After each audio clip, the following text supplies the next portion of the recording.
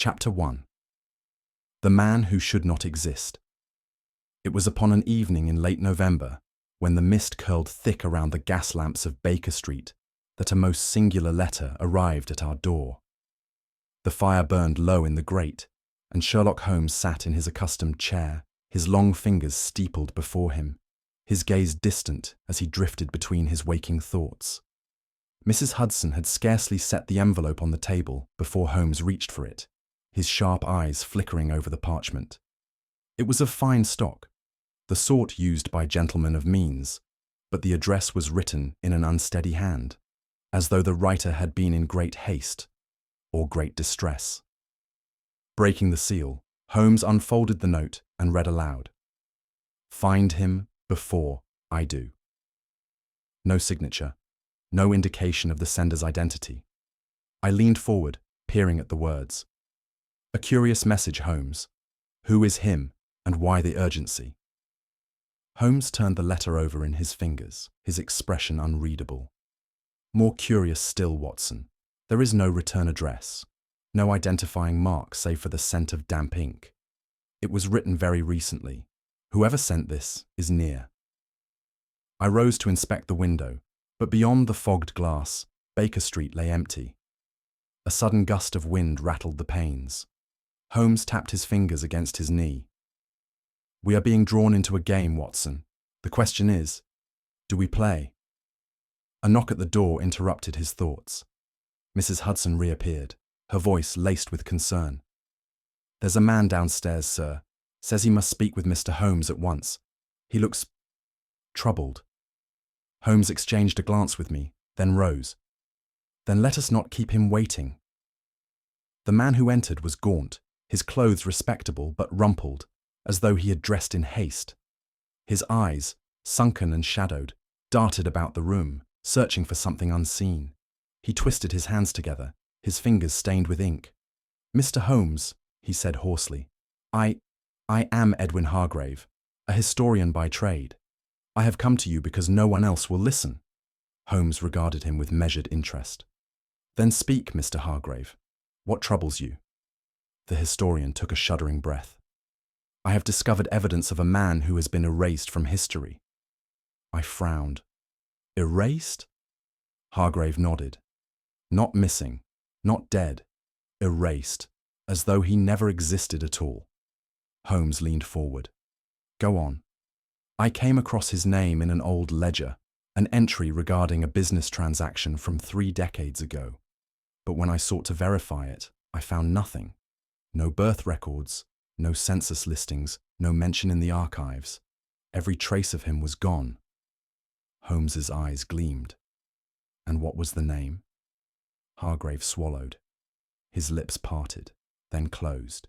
He exhaled sharply. I can't remember." A chill ran down my spine. Holmes, however, remained unmoved. "Interesting," he murmured. "Tell me, Mr. Hargrave, when did you first realize you were forgetting?" Hargrave's breath quickened. It started slowly. I would recall fragments, a face, a profession, but within hours, the details would slip away, as if they had been taken from my mind. He grasped his temples. "Even now, I feel it happening." I turned to Holmes, but he was already lost in thought, his fingers pressed together. "Tell me," he said at last, "where was the last place you saw his name?" Hargrave hesitated. "The British Museum," he whispered. Holmes stood. "Then we begin there." Holmes wasted no time. He extracted a fresh notebook from the desk and handed it to Hargrave. "Write down everything you recall, no matter how faint," he instructed. The historian's hands trembled as he took the pen. With painstaking effort, he scrawled a handful of words onto the page. Holmes watched keenly. Once finished, Hargrave set the notebook down. "There, at least now, if I forget, the record will remain." Holmes picked up the notebook and flipped it open. The page was blank. A cold silence settled over the room. Hargrave's face drained of colour. "No, that's impossible. I just wrote it." Holmes pressed his fingertips together. "It would appear, Mr. Hargrave, that whatever forces have conspired to erase this man from history Do not stop at mere documents. I ran a hand through my hair, unsettled. Holmes, how is that possible? Holmes did not answer immediately. His gaze flickered toward the window, where the fog pressed thick against the glass. We must move swiftly, he said at last, before the erasure comes for something more than mere ink. Hargrave's breathing had become shallow. You don't understand, he whispered. This isn't the first time. Every note I've taken, every record I've kept, it all disappears. Holmes studied him. Then tell me, Mr. Hargrave, why do you remember at all? Hargrave looked up sharply. What do you mean?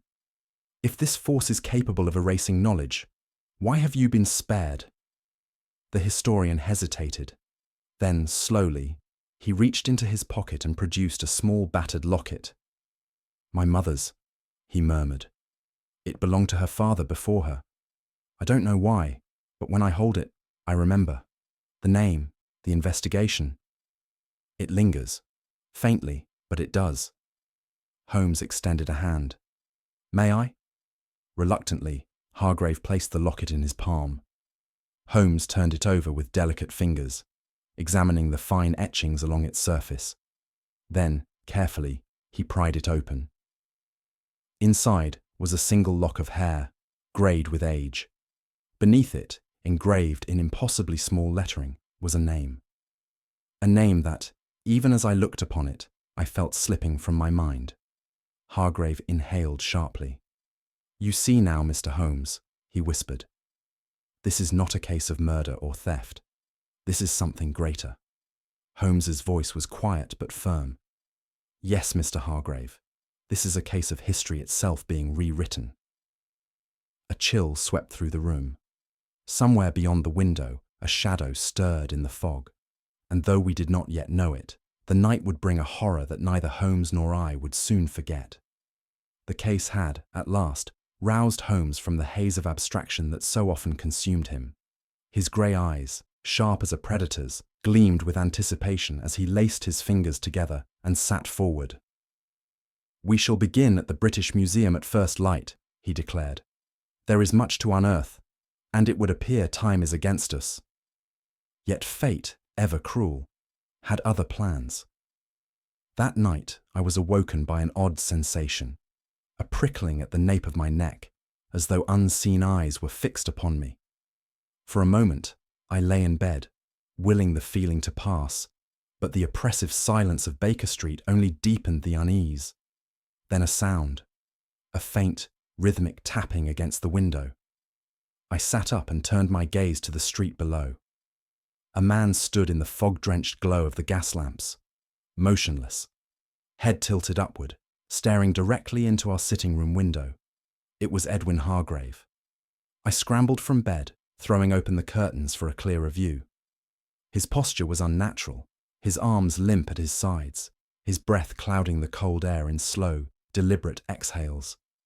There was something profoundly wrong in the way he stood, as if he were no longer entirely himself. Holmes! I called out. But by the time I turned to wake him, Hargrave was already moving, not walking, drifting. And then, just as suddenly as he had appeared, he was gone. Holmes reacted at once. He had been awake already, as he often was in the dead of night, and with barely a word, he seized his coat and motioned for me to follow. We burst onto the street, the chill of midnight London seeping into our bones. The gaslights burned dimly, their flickering glow swallowed by the thickening fog. Hargrave was nowhere to be seen. Holmes moved swiftly, his keen eyes scanning the pavement for disturbances. He was standing precisely here, he murmured, crouching to inspect the damp cobblestones.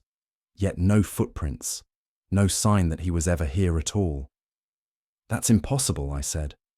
I saw him with my own eyes. Holmes remained silent, his fingers brushing against the cold ground before he straightened. His gaze lifted to the rooftops, the alleyways, the empty streets beyond. Nothing. The city had swallowed Edwin Hargrave whole. Curious, Holmes muttered, more to himself than to me. It seems our Mr. Hargrave is not only a man without a past, but a man without a present as well. A chill settled over me then. one that had little to do with the cold. Morning brought no clarity, only deeper perplexity. Holmes and I sat at breakfast, though neither of us touched our food. The events of the night lingered like a spectre between us, unspoken yet undeniable. It was then that Mrs. Hudson entered, pausing with a frown at the untouched plates. "Expecting company, are we?" she asked, glancing at the third chair. I furrowed my brow. "No. Why do you ask?" She hesitated. "Well, I thought you had a visitor last night. A Mr. Hargrave, was it?" Relief flooded me. "Yes, exactly. Edwin Hargrave. He was here just yesterday evening." Mrs. Hudson gave me a puzzled look. "I've never heard of him." Holmes set down his teacup with deliberate care. "What do you mean, Mrs. Hudson?" She sighed. "I mean, Doctor, that no such gentleman ever stepped foot in this house." I felt my stomach drop. "That's absurd. You saw him yourself." She shook her head. "I saw no one." I turned to Holmes, expecting his usual bemusement, but his face was unreadable. "Curious," he murmured at last. I pushed back from the table and strode to the sitting room. The notebook where Hargrave had written his findings lay upon the desk. Or at least, it should have. It was gone. All traces of Edwin Hargrave had vanished, as though he had never existed at all. Chapter 2. The Investigation That Vanished. Holmes sat in his armchair, his long fingers pressed together in deep contemplation as he examined the scattered remnants of Edwin Hargrave's research. The historian's notes were in disarray, some pages scrawled in a feverish hand, others half-ripped, as if seized by some desperate force. I leafed through them carefully, my unease growing with every passing moment.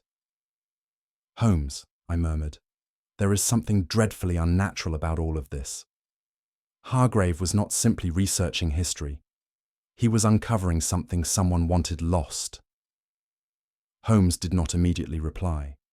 His eyes, keen and unwavering, moved from page to page with unsettling speed. "He was tracing the existence of a man," Holmes finally said, "one whose very name has been expunged from all official records. And yet—" He tapped a yellowed sheet of paper. "Here, Watson, a mention, however faint." I peered over his shoulder. The document was ancient, the ink faded. It was a police report, or what was left of one. The description of a murder investigation was partially visible, but the names, the dates, and the crucial details had been obscured by some unknown means. "There was a murder," Holmes said quietly. "A crime that by all accounts never happened." The words sent a chill through me. "Who could have the power to erase a crime?" I asked. Holmes's lips curled slightly, though there was no humour in his expression. "That, Watson, is what we must now determine." Holmes turned his attention to another piece of Hargrave's research, a crumpled newspaper clipping, its ink smudged and barely legible. He smoothed it carefully, his sharp gaze scrutinizing every faded word. I leaned in. "Can you make out the name?" Holmes remained silent for a long moment. Then, with a gloved finger, he traced over a partially visible line. "Found dead in Whitechapel, under circumstances most—" The rest was lost, the ink having bled away or been deliberately erased. But just beneath the headline, a name struggled to remain visible. Lord E. Rye. The letters were weak, fragmented, but they were there. Holmes tapped the paper thoughtfully. "Fascinating," he murmured. I frowned. "What is it?" "This ink. See how it fades unevenly. This is no mere accident of time. Someone has deliberately tampered with this record." "Tampered?" Holmes nodded. "There exist certain chemical solutions, Watson, formulations capable of degrading ink selectively. Whoever did this was not merely obscuring a crime. They were attempting to erase the very memory of it." I shuddered at the thought. Holmes leaned back, exhaling sharply. "There is one place that may still hold answers." "The archives?" "The British Museum," he corrected, Hargrave's last known location. If he found something, It will be there. I hesitated. And if he was taken before he could reveal the truth? Holmes's expression darkened. Then we shall uncover what he was never meant to. Night had begun to fall when we arrived at the British Museum. The towering stone facade loomed before us, its grand entrance shrouded in mist. Holmes led the way, his stride brisk, his mind no doubt racing ahead of us into unseen deductions. The interior was silent save for the occasional echo of our footsteps. At this hour, only the night staff remained, their voices hushed as they moved among the darkened halls. Holmes approached a clerk at the main desk. "Mr. Edwin Hargrave," he said. "He was last seen here. I wish to know his whereabouts during his visit." The clerk blinked at him. "Mr. Hargrave, sir." "Yes. Historian. He was here not 3 days past." The clerk frowned, flipping through a large logbook. After a moment, he shook his head. "There is no record of any such visitor, sir." I felt my pulse quicken. Holmes did not waver. "No record?" "You are quite certain?" "Quite, sir. If he had entered, his name would be listed." The man turned the book towards us. I scanned the entries. Hargrave's name was indeed absent. Holmes murmured under his breath, "A man erased from history, and now from memory itself." Then, without another word, he turned on his heel and strode toward the east wing. I hurried after him. "Holmes, where are you going?" "To the one place records cannot be altered," he said. "The archives beneath the museum." The east wing was silent as we entered. The grand exhibits loomed like forgotten relics in the dim light, their plaques glinting beneath the gas lamps. Holmes moved with precision, his footsteps soundless against the stone floor. "This area is closed at night," I murmured. "If we are caught—" "Then we shall make certain we are not caught," Holmes interrupted.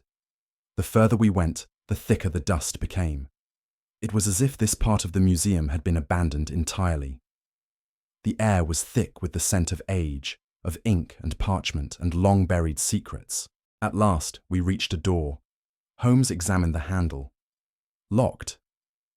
"Then it is the right place," he muttered, producing a small tool from his coat. With a practiced motion, he turned the mechanism, and the door creaked open. We stepped inside. The room was vast, lined with towering shelves of records and ancient books. Dust motes danced in the weak glow of the gas lamps. But something was wrong. The place felt too still.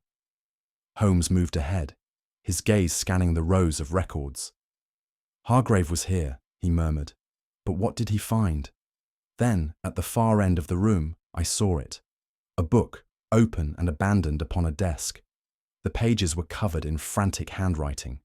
We stepped closer, and I swallowed hard as I read the words scrawled in shaking ink. "The silent order. They see everything. They know I remember." Before I could speak, a sound broke the silence. A faint creak, slow and deliberate.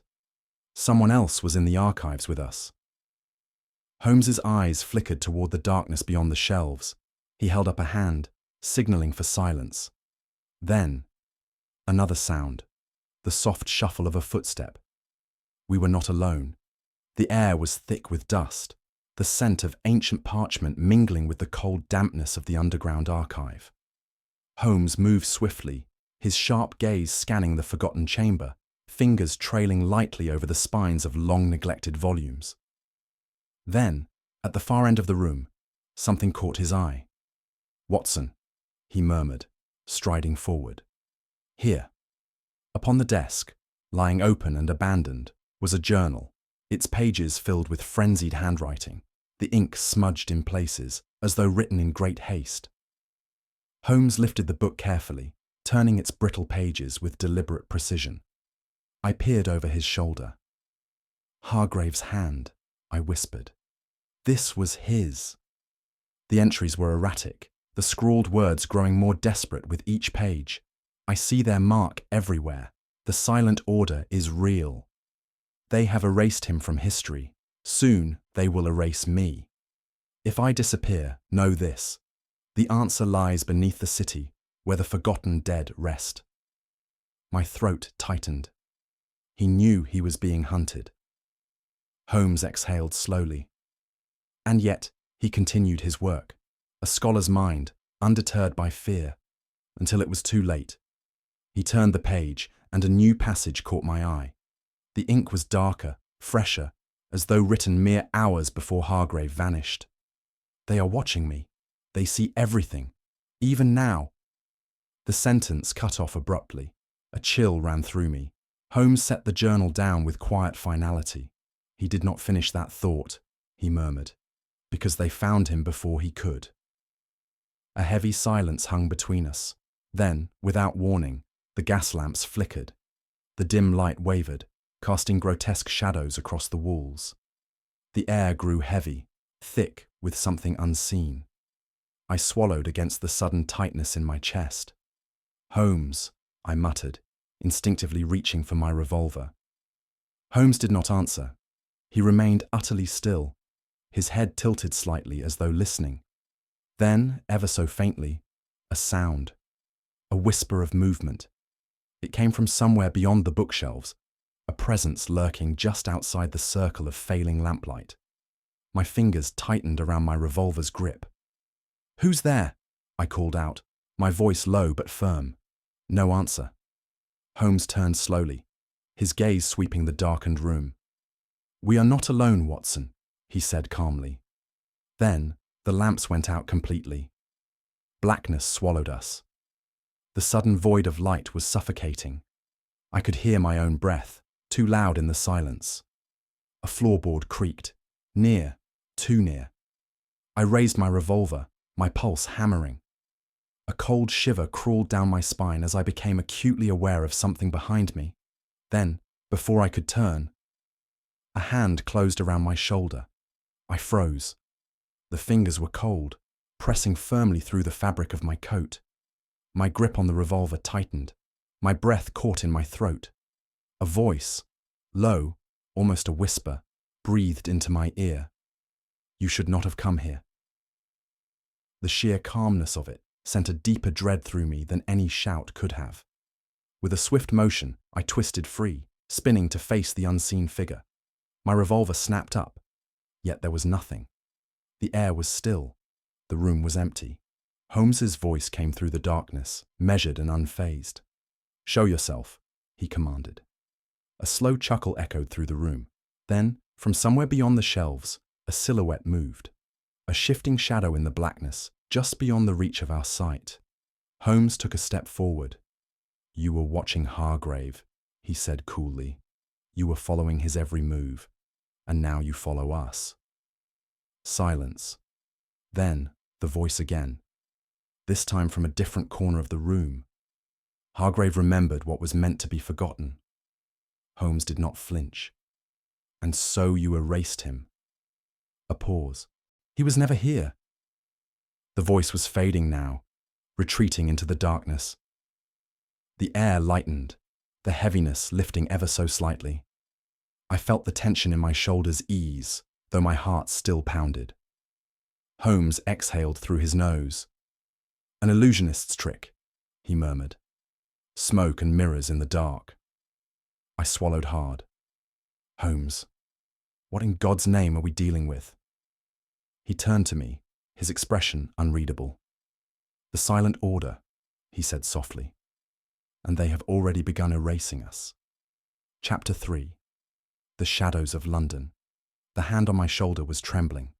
As I spun, my revolver still raised, the gaslight flickered, illuminating a face drenched in fear. The man who had seized me was not an assassin, but a curator.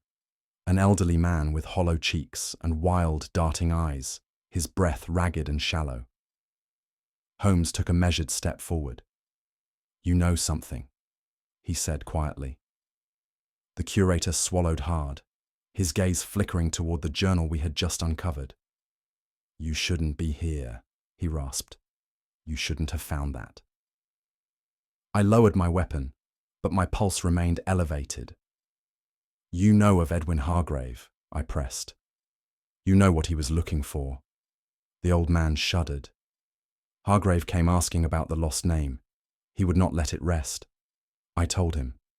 Some things must remain forgotten, but he wouldn't listen. His voice dropped to a whisper, and now he is gone. Holmes studied him with piercing intensity. Gone? The curator hesitated, his hands clenching at his sides. Not dead, he murmured. Not missing. Just gone, as if he never was. A chill passed through me. What do you mean? The man's breath quickened. I saw it happen before. Years ago, another man asked the same questions. He too vanished. His name erased, his existence wiped away. His voice cracked. Ask too many questions, and the city itself forgets you. Holmes's expression remained impassive, but I saw the glint of intrigue in his eyes. Who erases them? He asked softly. The curator's voice trembled. The silent order.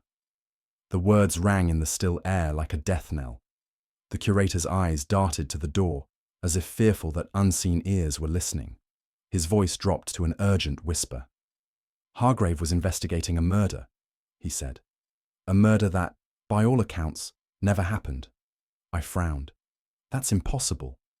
And yet, Holmes murmured, here we are. The curator's thin hands trembled. It was decades ago. A nobleman, Lord Everingham, was found dead in his own home. But within weeks, all records of his existence were gone. Not just the crime, him. The newspapers, the ledgers, the archives. All of it vanished, as though he had never been born. A deep unease settled over me. And you believe Hargrave uncovered this?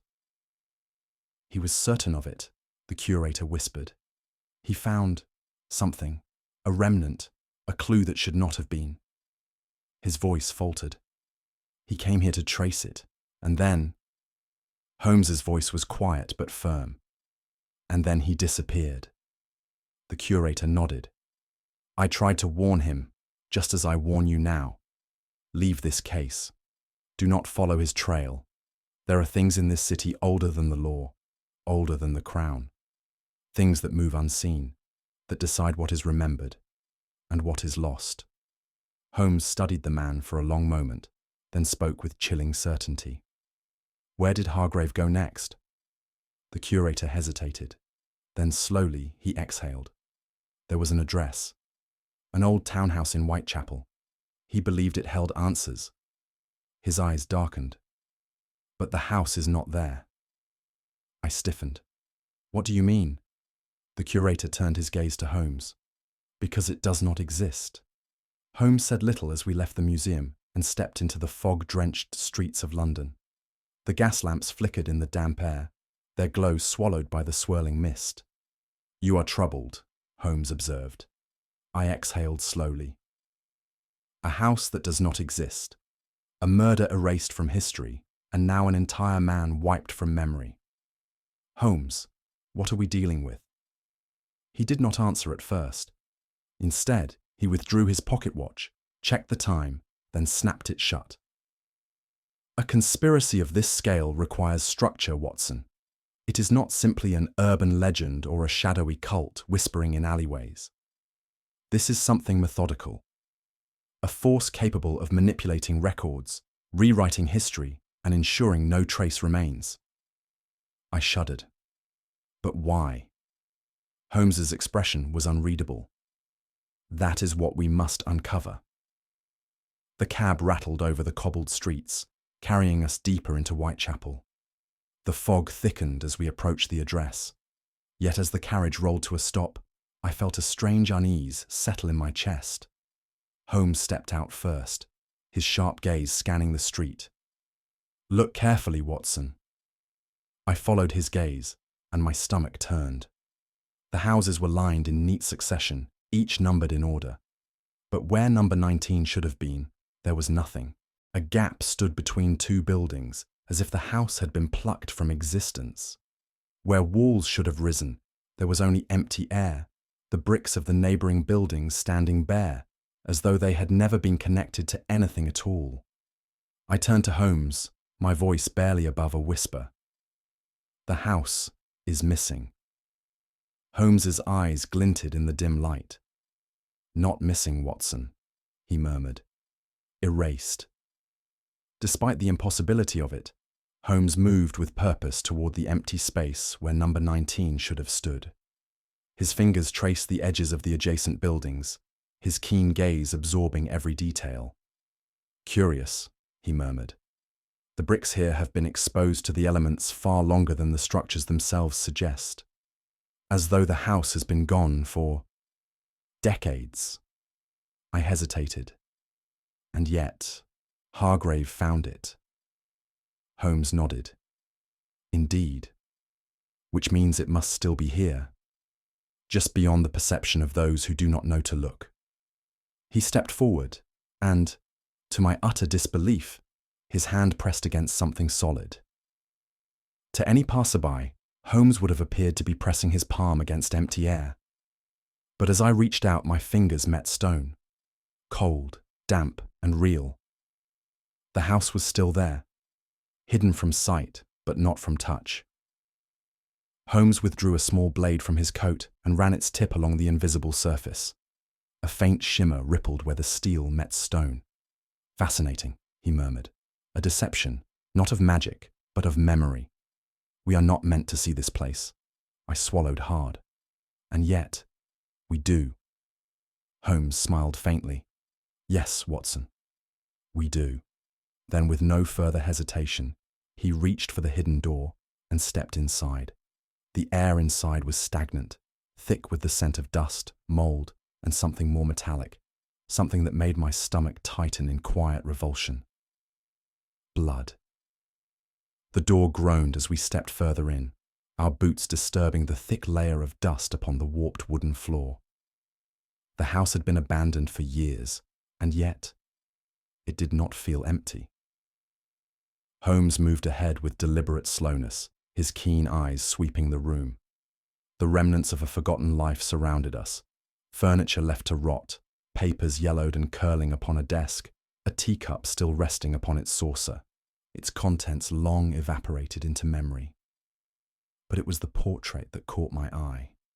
It hung above the cold fireplace, its edges blackened by time. A fine oil painting of a man, once resplendent in detail, but his face had been savagely scratched out. Deep, jagged grooves marred the canvas, as if someone had taken a blade and carved away his very existence. Holmes tilted his head. Someone despised this man, he murmured. I swallowed. Or feared him. Holmes did not answer. His gaze had drifted elsewhere, toward the floor, where a dark stain spread beneath the faded rug. A stain that time had failed to erase. It was blood. Old blood. Holmes lifted the rug, revealing the full extent of the stain, a deep, rust-colored imprint upon the wooden planks. He ran his fingers over it, his expression unreadable. A violent death occurred here, he murmured, and it was never reported. I shuddered. Holmes, this place, it feels wrong. He did not answer. His eyes had shifted toward the far wall, where something else had caught his attention. I followed his gaze and felt the breath leave my lungs. Scrawled across the peeling wallpaper were frantic words, written over and over again in a jagged, unsteady hand. I exist, I exist, I exist. The phrase repeated across the wall, scrawled in dark ink. Or was it something darker? The letters wavered, smeared in places, as if written in terror. I took a step closer, running my hand lightly over the words. Whoever lived here, they were trying to hold onto their own reality. Holmes's voice was low, or fighting against something determined to erase them. The thought sent a chill down my spine. Then, a sound, a faint, deliberate creak, from upstairs. For a long moment, neither of us spoke. The house had been abandoned for years, and yet, as we stood in the dim light, surrounded by the remnants of a forgotten past, there came another sound, a slow, measured footstep. The wood above us groaned beneath unseen weight. I felt my pulse hammer against my ribs. Holmes, I whispered, reaching instinctively for my revolver. He held up a hand, silent command. His eyes were fixed upon the ceiling, his entire body tense, poised like a predator waiting to strike. Another footstep, deliberate, unhurried. Holmes moved first, gliding toward the staircase with a silent precision that sent a fresh wave of unease through me. I followed, my breath tight in my chest. The steps above us continued, steady, slow, leading toward the farthest room in the corridor. Holmes placed a careful foot upon the first step, then another. The old wood creaked beneath our weight. The footsteps halted. We reached the landing. Before us, a single door stood ajar, revealing only darkness beyond. Holmes exhaled softly. Then, with a single swift motion, he pushed the door open. What lay beyond would shake us both to the core. Chapter 4. The Forgotten Murder. Holmes pushed open the door. The room beyond was stiflingly warm, a stark contrast to the damp cold of the house. A single oil lamp burned low upon a table, casting long, wavering shadows across the faded wallpaper. And there, in the corner, hunched in a tattered armchair, sat a man. His frame was thin, almost skeletal, draped in clothing that had long lost its shape. His skin, stretched tight over prominent cheekbones, was waxen, yellowed by age or illness. But it was his eyes that struck me most, the way they darted frantically about the room, never settling, as though expecting unseen hands to reach for him at any moment.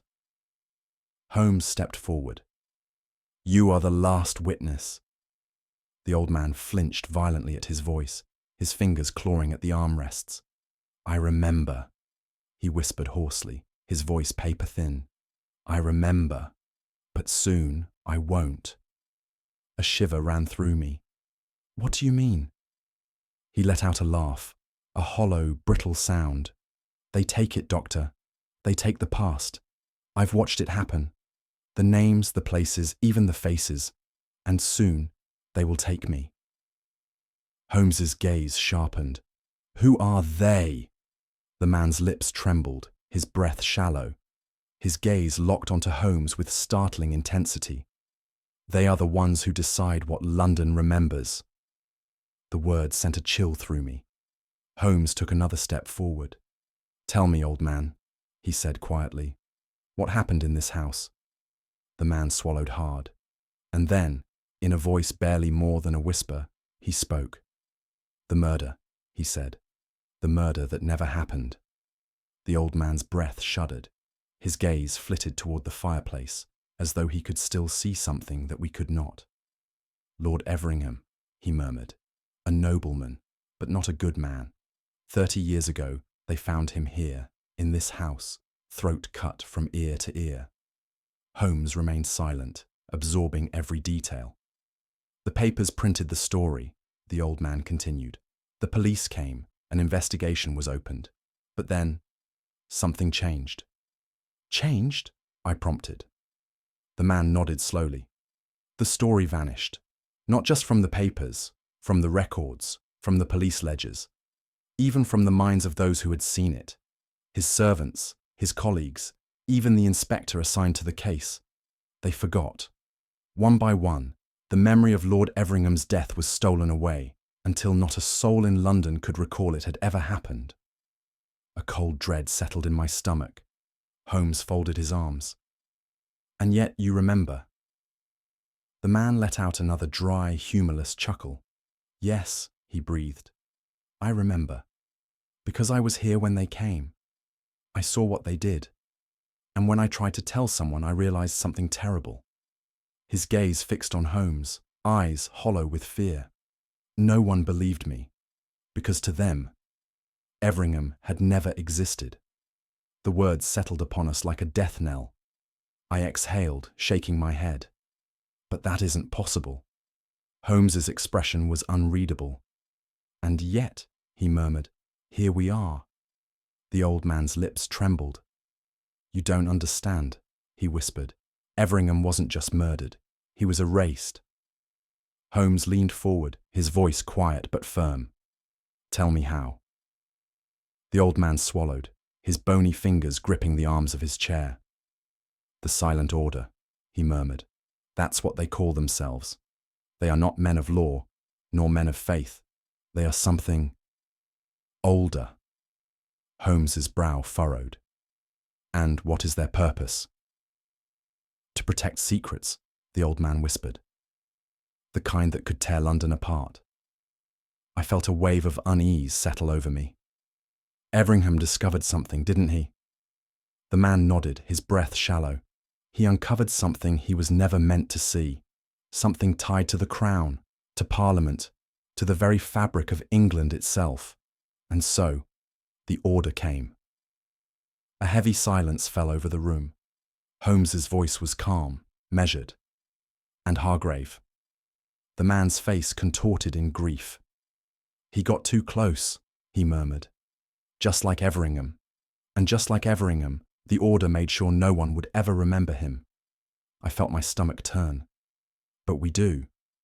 The old man's gaze darkened. For now. The words sent a fresh chill through me. Holmes's eyes flickered toward the boarded-up window, his expression unreadable. They believe they have buried this crime, that no one remembers. The old man swallowed. Yes. A slow, cold smile touched Holmes's lips. Then they have made a mistake. The old man's breath came faster now, his frail chest rising and falling in shallow gasps. His fingers dug into the armrest of his chair, his knuckles bone white with tension. Holmes remained still, his gaze locked on the witness, his voice level. Tell me what Everingham discovered. The old man swallowed, struggling for breath.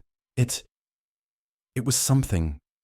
His voice faltered, his eyes unfocusing. He gripped his chest, his whole body seizing with sudden, violent tremors. Holmes, I whispered urgently. The man's lips moved, soundless now, his eyes widening in unmistakable terror. His body convulsed once, then again. Then he went utterly still. Silence. I rushed forward, pressing my fingers to his neck. No pulse. His skin had already begun to turn ashen beneath the dim light of the oil lamp. I exhaled sharply. He's dead. Holmes remained impassive, watching the lifeless body with keen scrutiny. No sign of a struggle, he murmured. No obvious wound. And yet, he perished the moment he tried to reveal the final truth. I looked at him, dread creeping up my spine. You believe he was murdered? Holmes's gaze darkened. I believe, Watson, that he was silenced. Holmes knelt beside the body, his long fingers moving with surgical precision as he examined the corpse. His gaze flickered over the man's limbs, his jawline, his pallid skin, searching for something unseen. Then he stopped. He took the old man's right hand and gently turned it palm up. Beneath the sagging skin of his wrist, something lay etched into the flesh. A mark. The skin had faded with age, but the brand was unmistakable, a circular emblem, barely discernible, as though time itself had tried to erase it. Holmes traced the outline with a gloved finger. This is no ordinary marking, he murmured. I peered closer. What does it mean? Holmes exhaled slowly.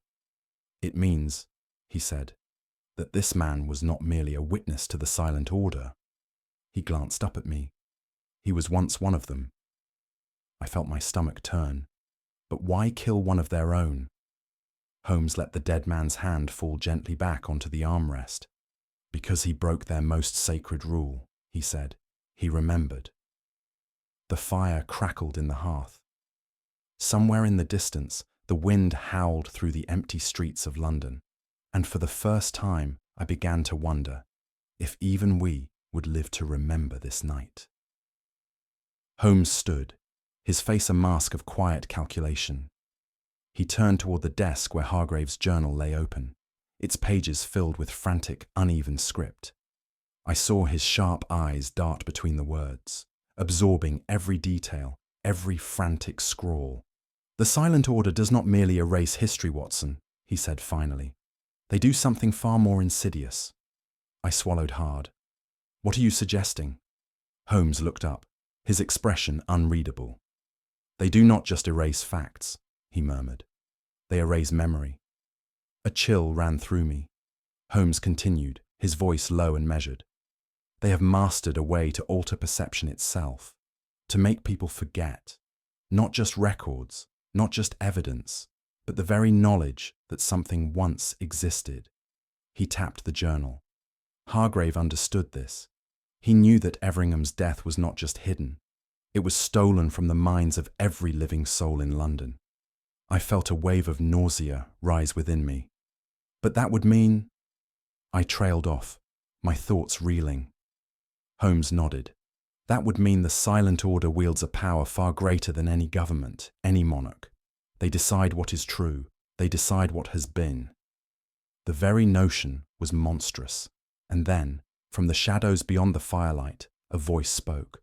Holmes! It was a whisper, low, almost a breath against the still air. I whirled around, my heart hammering against my ribs. But the room was empty. The doorway yawned dark and hollow, the corridor beyond lost in shadow. Holmes did not move. His face was unreadable. We are being watched, he murmured. Then from the darkness the voice came again. You should not have remembered. The flames in the hearth guttered violently. I felt my blood run cold. Holmes, I said hoarsely. Who? Holmes raised a hand, silencing me. He took a slow step forward, his eyes narrowing toward the darkness. You have gone to great lengths to erase this crime, he said calmly.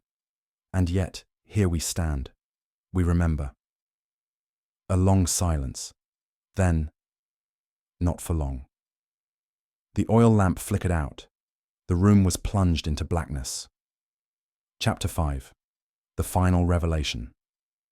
The flames of the oil lamp flickered weakly, their dim glow barely pushing back the oppressive darkness that filled the room. Holmes stood at the desk, his long fingers trailing over the scattered remnants of Hargrave's notes, piecing together the fragments of a history that had been deliberately erased. The silent order does not act without cause, he murmured. His voice was cool, measured, yet beneath it lay something steely, something grim. They erase only what they deem dangerous, and Lord Everingham was dangerous to them. I swallowed. Because of what he discovered? Holmes nodded, his sharp gaze never leaving the papers before him. Everingham uncovered something tied to the monarchy itself, a secret that, if revealed, would shake the very foundations of England. His fingers closed around a brittle page, lifting it carefully. This was no common scandal, Watson. This was treason, hidden beneath the weight of history. A chill ran through me. But why kill him? Why not silence him through exile or disgrace? Holmes turned, his grey eyes piercing. Because exile and disgrace leave traces. A ruined man still exists. He can still be remembered. But a man erased, a man who never was. That is true power. The fire crackled softly in the grate, and for a brief moment, the only sound in the room was the whisper of burning wood. Holmes exhaled, setting the paper down. Everingham saw something, he said quietly. Something the silent order could not allow to persist. I frowned. And Hargrave? Holmes's lips pressed into a thin line. Hargrave was not the first to dig too deeply, but he was the first in decades to leave a trail. A sudden thought struck me. Then that means... Holmes nodded, his voice barely above a whisper. The evidence still exists. Holmes lifted a small vial from the desk, an unmarked glass container, its contents no more than a faint, colourless liquid. He held it up to the light, watching as the fire's glow refracted through its contents. This, he murmured, is how they do it. I leaned closer, feeling the hairs on my arms rise. A chemical? A gas, Holmes corrected. A rare compound, odourless and undetectable. When inhaled, it does not kill, it does not sedate. It does something far worse. He turned to me, his expression unreadable. It erases.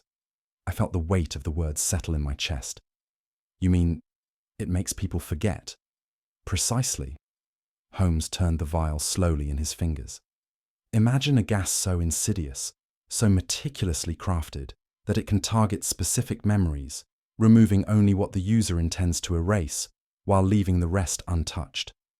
A man could wake in his bed the next morning and not recall that he ever knew of Lord Everingham, or Hargrave, or even the Silent Order itself. A deep unease settled over me. But that would mean that they do not need to kill, Holmes finished. They do not need to forge documents or destroy records.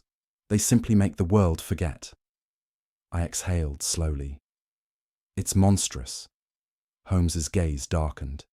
It is efficient. I shook my head, unable to suppress the horror curling in my chest. And Hargrave? Was he exposed to this? Holmes tapped the vial against his palm. If he had been, he said, we would not have found his notes. His eyes narrowed slightly. No, Watson. Hargrave was not erased. He was taken before they could. A silence stretched between us. I swallowed. Then where did they take him? Holmes set the vial down with a quiet click. To the only place they could ensure he would never be found. He turned to me, his voice like steel. The crypts beneath Westminster. The rain had begun to fall in earnest by the time we reached Westminster.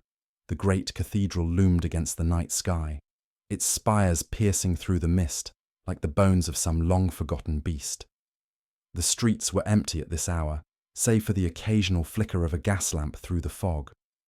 Holmes led the way, his pace brisk, his coat billowing behind him. We did not enter through the great doors where the faithful came to pray and the dead were honoured in marble. Instead, Holmes guided me through a side passage, an ancient, half-forgotten servants' corridor that wound down into the depths of the city. The air grew colder as we descended, the stone beneath our feet slick with centuries of damp. The walls closed in around us, and I felt an almost imperceptible shift in the air pressure, as though we had crossed into another world entirely. Holmes produced a lantern from his coat, its weak glow barely illuminating the tunnel ahead. The Silent Order operates from the shadows, Watson, he murmured, and where better to hide the forgotten than among the dead? A chill ran through me. You truly believe Hargrave is down here? Holmes did not answer immediately. Instead, he knelt beside an ancient stone slab, its surface worn smooth by time. Carefully, he pressed his palm against it, feeling, testing. Then, with a sharp twist, the stone groaned, shifting inward. A cold gust of air rushed past us, thick with the scent of decay and something older, something far worse than mere death. Holmes exhaled, rising to his feet. Yes, Watson, he said softly. I do. And with that, we stepped into the darkness beyond. The air within the crypt was thick with damp and decay, the scent of centuries-old dust mingling with something far older, a silence that had weight. Holmes stepped forward, his lantern casting long, wavering shadows upon the walls. The chamber was vast, lined with towering stone shelves carved into the rock, each one bearing the name of someone long erased. Some names had been chiseled away entirely, leaving only blank spaces where history had once existed. Watson ran a gloved hand over one such stone. My God, he whispered. All these people, removed from history. Holmes nodded, his expression unreadable. Every name, every life here, forgotten by all but the Order. His gaze flickered to the far end of the chamber. But one name remains. At the centre of the crypt, atop a raised platform, lay a coffin. Unlike the others, this one had not been sealed away, nor left to rot. It had been preserved, as if waiting. Watson swallowed. Everingham. Holmes did not hesitate. He approached the casket, brushing dust from its surface. The nobleman's name was still visible upon the lid, though time had worn its edges. With careful hands, he pried it open. Inside, the body of Lord Everingham remained unnervingly intact, and clutched in his skeletal fingers, a sealed document. Holmes reached in, his fingers steady despite the unnatural stillness of the corpse. The document was bound in wax, untouched by time. He broke the seal. The parchment within was aged but legible, the ink faded but firm. Holmes scanned its contents, his sharp eyes moving with increasing speed. Then, at last, he exhaled.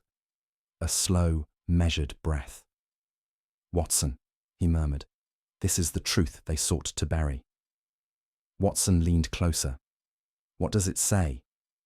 Holmes turned a page, his jaw tightening. Everingham uncovered a scandal tied not merely to the aristocracy, but to the monarchy itself.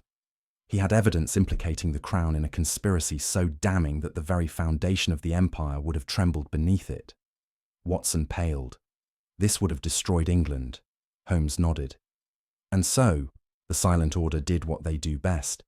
They erased him. He tapped the document. But they did not find this. For a brief, fleeting moment, the weight of victory settled between them. The truth was in their hands. The evidence was undeniable. Then, a whisper of movement. Holmes stilled. Watson tensed, and from the shadows, figures emerged. Holmes did not move. His grip tightened around the document, but his voice remained calm. "We are not alone, Watson." From the recesses of the crypt, they stepped forward. Masked figures, clad in the dark robes of the order. Silent, unyielding. Their eyes gleamed behind their disguises, reflecting the dying torchlight. Watson instinctively reached for his revolver. Holmes lifted a hand, a silent warning. There were too many. One of the figures took a step forward. The voice that followed was low, almost gentle. "You should not have come here." Holmes remained composed. "And yet, here we are." A pause, then, "The document." The figure's voice was like steel. "Give it to us." Holmes tilted his head. "So that it may join the rest? Buried beneath history, never to be spoken of again?" He smiled, cold and knowing. "I think not." Watson tensed as another figure moved closer. A blade caught the light. Holmes exhaled softly. "They do not intend to let us leave, Watson." Watson's grip on his revolver tightened.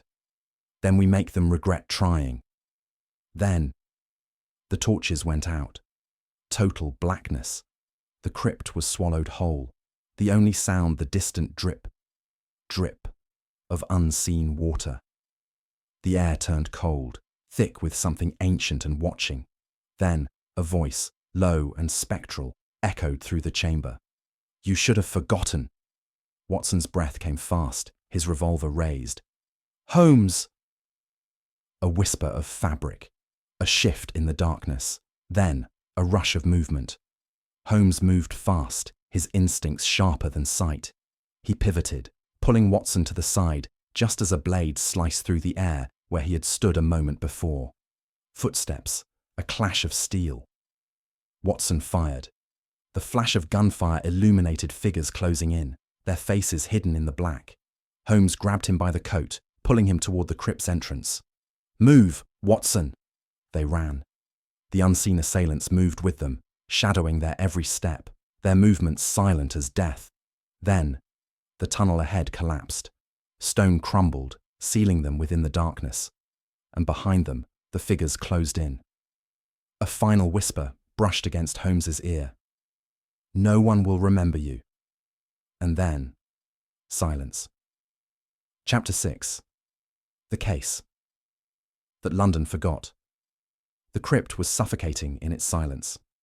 A darkness deeper than mere absence of light clung to the stone, as though it had absorbed the secrets buried within its walls. Then, footsteps. Measured. Unhurried. A presence stepped from the shadows. A man. His silhouette was sharp against the dim torchlight, a figure of wealth, of power. He wore no hood like the others, no attempt to conceal his identity. Yet his presence carried an undeniable weight. His very existence here, in the heart of this forgotten tomb, spoke volumes. A nobleman, a parliamentary figure of influence. Watson stiffened beside me. "You," he whispered. The man regarded us with a gaze that was neither hostile nor welcoming, a look of calm inevitability, like an executioner regarding his duty. Holmes remained still, his face unreadable. I suspected it would be you. The nobleman's lips curled slightly. You always were perceptive, Mr. Holmes. His voice was composed, almost courteous, but utterly merciless.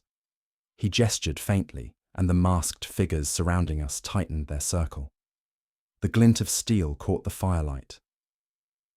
I regret the necessity of this, the nobleman said smoothly, but you were never meant to see this place. Holmes's expression did not waver. I imagine Lord Everingham heard much the same. The nobleman inclined his head, as did Hargrave, as did every man who refused to forget. His voice was almost pitying. And now, Mr. Holmes, it is your turn. Watson tensed beside me. I could feel the shift in his posture, the instinct to fight, to reach for his revolver. But I did not move. Not yet. The nobleman exhaled softly, his gaze flickering toward the sealed document still clutched in my hand. You have glimpsed the truth, he said, but you do not understand it. Enlighten me, I said coolly. A faint smile. If this were merely about corruption, about power, then yes, exposing it would be the noble course. His eyes darkened. But there are some truths that, if revealed, would shatter the very fabric of this nation. Watson scoffed. And so you erase them? The nobleman turned to him, his expression eerily patient. Dr. Watson, you are a man of medicine. You know well that sometimes to save the body, one must amputate the limb. He gestured around us.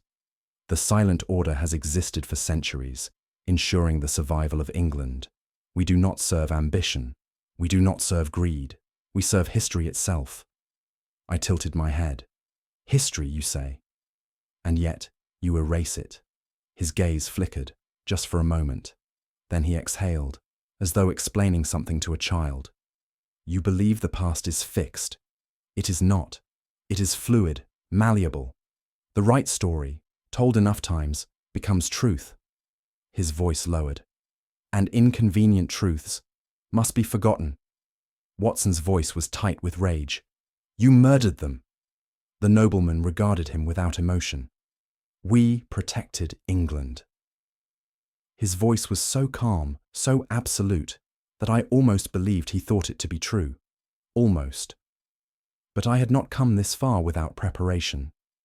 And as the nobleman met my gaze, something in his eyes flickered. Doubt, because he saw it then, the knowing, quiet certainty in my expression. I was not afraid, and that meant only one thing. I had already won. The nobleman's confidence faltered, barely perceptible, but I saw it. He took a slow step forward. The document. I held it between my fingers, turning it slightly as though considering his request. You assume this is the only copy. A flicker of something colder crossed his face. It is. I smiled faintly. Is it? Silence. Then the nobleman inhaled slowly, regaining his composure. Even if you were to leave this place, Holmes, you would not speak of what you have seen. I arched an eyebrow. Would I not? His gaze sharpened. Not because of fear, but because you understand, as I do, that some battles are not meant to be fought. I let the silence stretch, watching him. Then I exhaled, almost thoughtfully. A fair argument. Then I turned my head slightly. Tell me, Watson, what time is it? Watson blinked, thrown by the sudden question. It is... He stopped. His eyes widened. The nobleman tensed. Understanding dawned. I allowed myself a small smile. Ah, so you have realized. I reached into my coat, withdrawing a second envelope, identical to the one I held. You see, Lord Everingham made one mistake. I turned the sealed document in my hands. He did not send copies. The nobleman's breath stilled.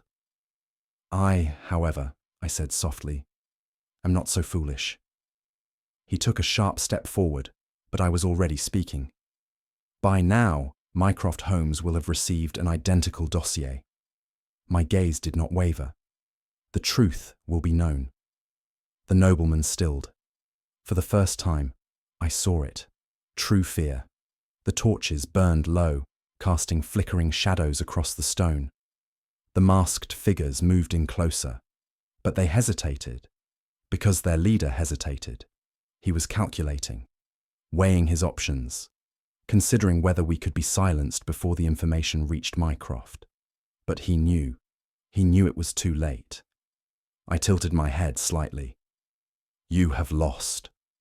The nobleman's jaw tightened.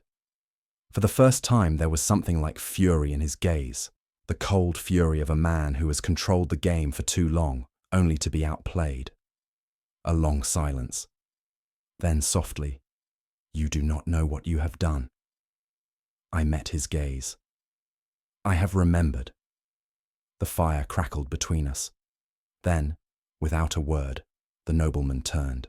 The masked figures followed. One by one, they disappeared into the darkness. Watson let out a slow breath. "They're leaving?" I watched them go, my expression unreadable. "No, Watson," I exhaled. "They are retreating." The crypt, once filled with shadows and secrets, now felt empty. The order had fled. But I knew better. They had not lost. Not truly. They had simply chosen to forget. The crypt was alive with shadows, figures moving, closing in. The nobleman stood motionless, watching as the circle of masked figures tightened around us. Watson's grip on his revolver was firm, but we were outnumbered. A dozen blades gleamed in the dim torchlight. Holmes exhaled softly. "Watson," he murmured, "you may wish to act." I understood him instantly. My eyes flickered to the nearest lantern. Without hesitation, I raised my revolver and fired. The shot shattered the glass, and for an instant, all was still, until the oil within ignited. Flames roared to life, spilling across the crypt. The reaction was immediate. The silent order fell into disarray, some recoiling from the spreading inferno, others lunging forward. The nobleman snarled, his composure finally breaking. "You fool!" Holmes seized my arm. "Run, Watson." We turned and bolted toward the archway, the fire surging behind us. The heat clawed at our backs, thick smoke curling through the ancient corridors. Behind us, we heard the first crack of breaking stone. The crypt was collapsing. The walls trembled. A deep, echoing groan rumbled through the crypt, the sound of centuries-old stone succumbing to fire and fate. Holmes and I ran, our footsteps pounding against the uneven floor. The air was thick with soot, choking the torches that still flickered. Behind us, I heard the nobleman's voice, distant but furious. "Holmes!" I risked a glance over my shoulder. They were trapped. The fire had spread with terrifying speed, engulfing the entrance to the inner chamber. Shadows flitted between the smoke, some attempting to flee, others clawing desperately at the falling debris. The silent order was being buried beneath its own history. We reached the final passage, our lungs burning from the acrid air. A massive stone beam cracked above us. Holmes grabbed my collar and shoved me forward. The tunnel behind us collapsed. Dust and fire erupted through the passage, and then silence. Holmes and I stood in the empty corridor, our breath ragged, our hands trembling. Behind us, the crypt lay sealed beneath a mountain of rubble. We listened. No voices, no movement, nothing. Holmes exhaled. "It appears, Watson, that history has closed itself." The next morning I awoke with a heaviness I could not shake. The events of the night before still clung to me like smoke. The fire, the masked figures, the nobleman's cold certainty. But what unsettled me most was not the memory itself. It was the doubt. I dressed quickly and went to my desk, eager to review my notes, to reaffirm that what we had witnessed had truly occurred. But the pages were gone. I frowned, rifling through my journals. The accounts I had written the night before, the details of the silent order, the crypt, the fire, had vanished. Not torn, not stolen, but simply not there, as though they had never been written. I hurried downstairs, finding Holmes already seated, his long fingers steepled before him. He did not look up as I entered. You have found nothing, he said simply. I swallowed. Holmes, my notes, gone, he murmured. As are the police reports, the official records, the case, he exhaled. Watson, it is as if it never existed. I sank into a chair. Then they succeeded. Holmes did not respond immediately. His gaze was distant, unreadable. Not entirely, he said at last. We remember. The words did little to comfort me, and then a knock at the door. Holmes and I exchanged a glance. The knock was soft, deliberate. I rose cautiously, crossing the room to open the door. The street beyond was quiet, bathed in the pale light of early morning. But there was no visitor. Only a note, a single folded paper left upon the doorstep. I bent to retrieve it, unfolding it with slow, deliberate hands. There was only one sentence scrawled in dark ink. You should have forgotten. A chill ran through me. I turned, my voice hushed. Holmes. But he was already looking beyond me, past the threshold, into the fog-laden street. His expression was unreadable, his grey eyes locked onto something unseen. I followed his gaze. Across the street, beneath the gaslight's flickering glow, stood a man. He was still, unnaturally still. His features were obscured by shadow, his presence somehow both familiar and utterly unknown. I blinked, and he was gone, vanished, as if he had never been. A long silence stretched between us. Then Holmes exhaled, his voice barely above a whisper. Some things, he murmured, do not wish to be remembered. Final line. And as the morning light crept over London, I could not help but wonder, had we uncovered the truth, or had we merely glimpsed a secret that had already begun to fade?